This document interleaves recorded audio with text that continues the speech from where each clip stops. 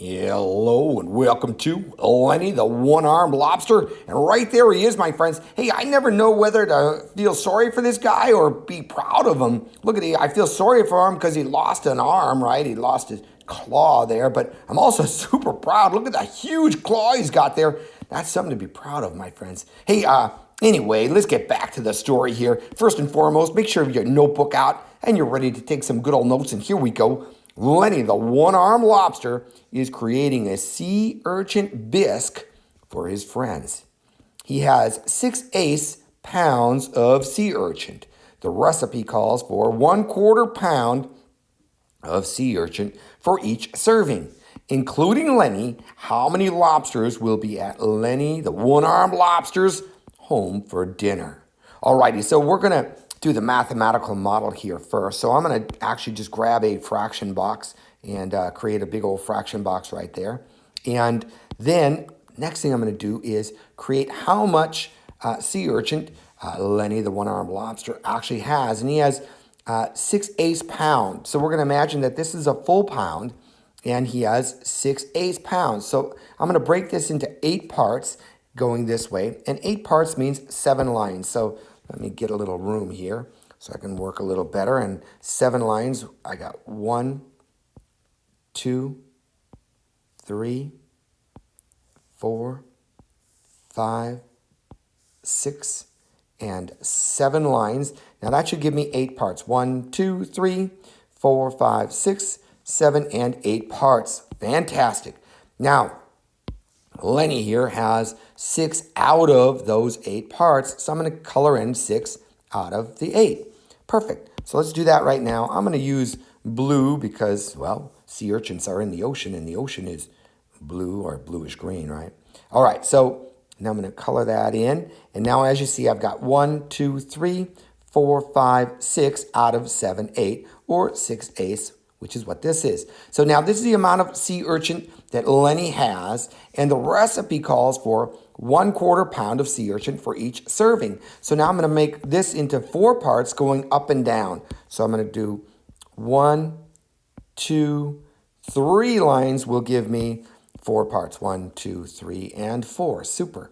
Now, each serving is 1/4 pound, so I need to fill this all the way in. What I'm going to do is actually circle this just like that. And as you see, these are empty. So what I need to do is move a couple of these. So I'm going to grab 2 from here. I'll grab these 2, and I'll move them up here so I've got 1 full 1/4 pound, right? Let's do that right now. So I'm going to cross that out. And then I'm going to move them right here and here. And as you see, that gives me 1 serving, right? Nice. So that's enough to feed Lenny, right? Perfect. All right, I want to make another serving. Let's see if I've got enough for another one.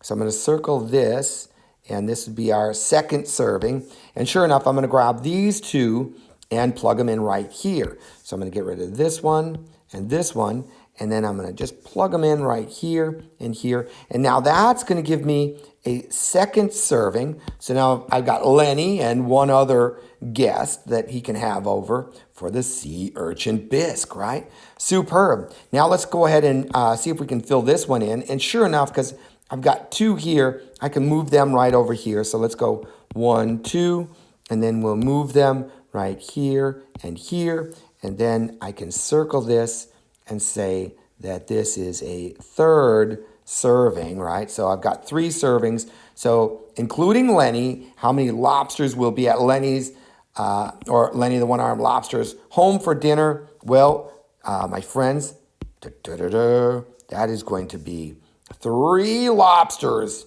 Bam. And let me just write this. And bam, there you have it.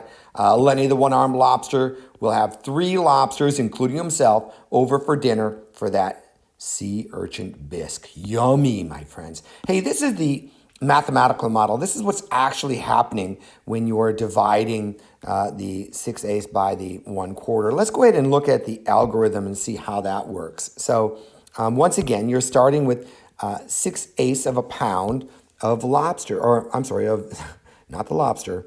They're not going to eat themselves. That would not be right. Of the sea urchin that they're going to make into the bisque, right? And then each one, they're going to get divided into servings of 1/4. So you're going to divide it into groups of 1/4, right? Superb. All right, so now there's two different ways you can do this. You can multiply the reciprocal, or you can use mountains and valleys and multiply that, right? So let's go ahead and do both. So the first one I'm going to do is multiply the reciprocal. When you do that, you're going to leave your first fraction alone, right? And then instead of division, you're going to multiply the reciprocal. So you're going to flip this fraction upside down so the 4's on the top and the 1's on the bottom. So we've got 6/8 times 4/1. Bam, love it, my friends. All right, so now when you're multiplying fractions, you just multiply your numerators and you multiply your denominators. Let's go ahead and do that right now. 6 times 4 is going to give you 24. So I'm going to go 24 right there. And then down here, I've got 8 times 1, which is going to give you 8. And this is an improper or top-heavy fraction. It is your answer. It is 24. That 4 is a little sloppy. Over 8. And since it's top-heavy, we know we can simplify that. And we'll do that in a minute. But let's do the multiplying with the mountains and valleys first. So let's go ahead and we'll make our mountain first. And just like that. And then we'll make our valley going just like that. And then now we're ready to multiply, because when you're doing mountains and valleys, you're going to multiply instead of divide, right? 8 times 1 is going to give me 8 for my denominator. Nice. And then right here, I've got 6 times 4, which is going to give me 24 for my numerator, right? And as you see, 24/8 is the same as 24/8. Now, as I mentioned, these are top-heavy fractions, so you can think of fractions in 3 ways. 24/8, 24 out of 8, like we used over here, right, was 6 out of 8. We colored in 6 out of the 8. Or in this case, we want to divide 24 divided by 8, and that's going to simplify this fraction. So let's go ahead and do that right down here. We're going to take 24 divided by 8. And so how many times can 8 go into 24?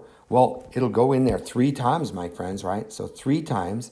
And 3 times 8 will give you exactly 24, right? Bam, love it. When you subtract, it zeroes out. And right there you have it, my friends. 3 is indeed your answer. Bam, love it, my friends. Either way you slice it, Lenny the one-armed lobster gets to have 3 lobsters, including himself, over for dinner, and you gotta love that. So hey, what I'd like you to do right now is back this video up to when I first started doing the mathematical model. Play a little pause and copy. Then come on over here and play a little pause and copy. All the while working through this problem side by side with me, my friends. Until next time, I hope you have a fantastic day. I'll see you soon.